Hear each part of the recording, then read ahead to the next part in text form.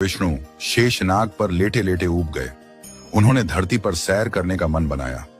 जैसे ही विष्णु जी यात्रा की तैयारी में जुटे, देवी लक्ष्मी ने उनसे पूछा, प्रभु आप इतनी सुबह सुबह कहां चल दिए?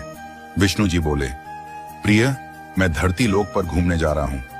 लक्ष्मी जी ने कहा, प्रभु क्या मैं भी आपके साथ चल सकती हूं? विष्णु जी बोले, एक शर्त पर तुम मेरे साथ चल सकती हो। धरती पर पहुंचकर उत्तर दिशा की ओर बिल्कुल मत देखना। लक्ष्मी जी ने वचन दिया।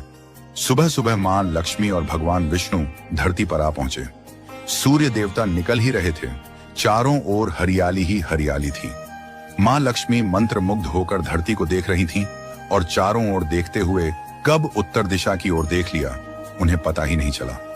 उत्तर दिशा में उन्हें एक आकर्षक बगीचा नजर आया जहां बहुत ही सुंदर फूल खिले थे। मां लक्ष्मी बिना कुछ सोचे समझे उस बगीचे की ओर चल दी और वहां से एक सुंदर फूल तोड़ लाई। लेकिन जैसे ही मां लक्ष्मी वापस भगवान विष्णु के पास लौटी, उन्होंने देखा कि भगवान विष्णु की आंखों में आंसू थे। विष्णु जी बोले, कभी भी किसी से बिना पूछे उसकी कोई वस्तु नहीं लेनी चाहिए। तुमने उस माली के बगीचे से बिना पूछे फूल तोड़ा, ये चोरी के समान है और तुमने अपना वादा भी भंग किया। इसलिए अब तुम्हें 3 वर्षों तक उस माली के यहाँ सेवा करनी होगी। उसके बाद मैं तुम्हें वापस बैकुंठ बुला लूंगा। मां लक्ष्मी ने सहमति दी। उन्होंने एक छोटी बच्ची का रूप धारण किया और उस बगीचे के मालिक राघव के घर पहुंची। घर क्या, एक झोपड़ी थी। राघव की पत्नी, 2 बेटे और 3 बेटियां थीं। किसी तरह उनका गुजारा चलता था। जब मां लक्ष्मी नन्ही बच्ची के रूप में राघव की कुटिया पर पहुंची तो राघव ने पूछा, बेटी तुम कौन हो और यहां क्या कर रही हो? लक्ष्मी जी ने कहा, मेरा नाम विभा है। मेरा इस दुनिया में कोई नहीं है। मैंने कई दिनों से कुछ नहीं खाया है।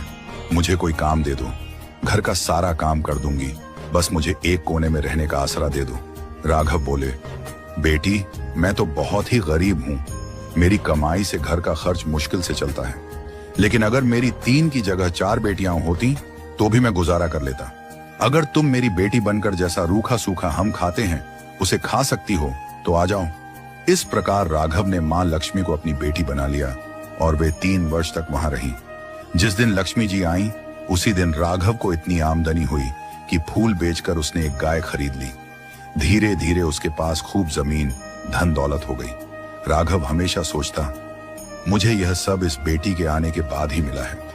एक दिन जब राघव खेत से लौटा तो उसने देखा कि उसकी बेटी के स्थान पर एक दिव्य देवी खड़ी है, आभूषणों से सजी, तेजस्वी रूप में। राघव समझ गया